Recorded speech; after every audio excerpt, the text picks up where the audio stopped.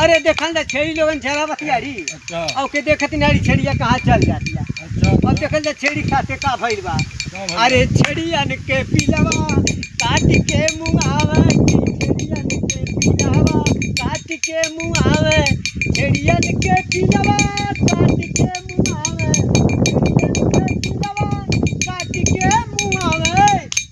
अरे पेड़े तारे बैठी गोरी मोबाइल चलावे की पेड़े तारे बैठी गोरी मोबाइल चलावे की पेड़े तारे बैठी गोरी मोबाइल चलावे। छेड़ी नहा के न ओके देख जा छेड़ी नहा के न ओके हके लावे।